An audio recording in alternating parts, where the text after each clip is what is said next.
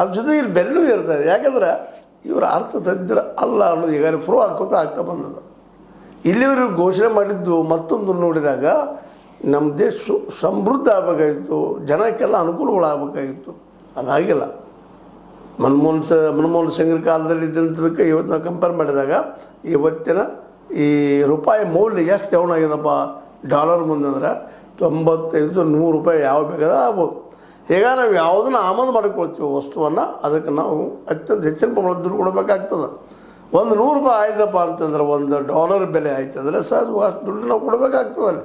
Note print ಮಾಡಿ ಕೊಡುವಂಥದ್ದು ಇರೋದಿಲ್ಲ. ಇದು ಗೊತ್ತಿಲ್ಲ ನಮ್ಮಲ್ಲೆಲ್ಲ.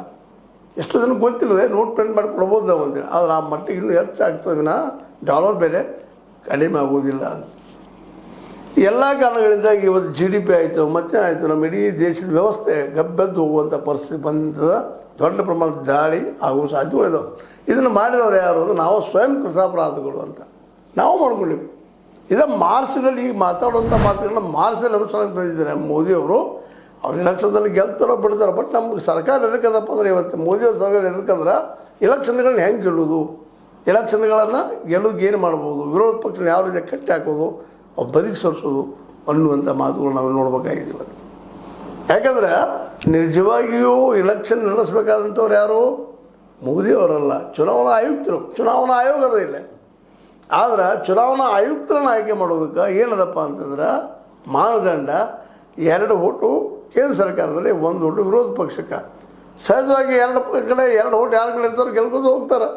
ಅದಕ್ಕಾಗಿ ನಮ್ಗೆ ಬೇಕಾದ ವ್ಯವಸ್ಥೆ ಎಲೆಕ್ಷನ್ ಸಂದರ್ಭ ಮಾಡಿದ್ರಿಂದಾಗೆ ಅಲ್ಲಿ ಸಾಕಷ್ಟು ಖರ್ಚಾಗಿದ್ದರಿಂದಾಗೆ ಆ ಇವತ್ತಿನ ಪರಿಸ್ಥಿತಿ ಹೆಚ್ಚು ಖರ್ಚು ಮಾಡಿದ್ದೇನಿಲ್ಲ. ಈಗಾಗಲೇ ಅಡ್ವರ್ಟೈಸ್ಮೆಂಟಿಗೆ ಖರ್ಚು ಮಾಡಿದ್ವಿ ನಾವು, ನಮ್ಮ ಡೆವಲಪ್ಮೆಂಟ್ ಸಲುವಾಗಿ ಅಲ್ಲ ಅನ್ನೋದು ಈಗಾಗಲೇ ಸ್ಪಷ್ಟ ಆಗಿದ್ದರಿಂದಾಗೆ ಇವತ್ತು ಏನೂ ಮಾಡ್ತಾ ಇದ್ದಾರೆ ನಮ್ಮ ಇಡೀ ರಾಜಕಾರಣಿಗಳೆಲ್ಲ ಈ ದೇಶ ತುಂಬ ಫಡ್ನವೀಸು ಇನ್ನೊಬ್ಬರು ಮತ್ತೊಬ್ಬರು ಎಲ್ಲ ಏನು ತೋರಿಸ್ಕೊಳ್ತಾ ಇದ್ದಾರೆ.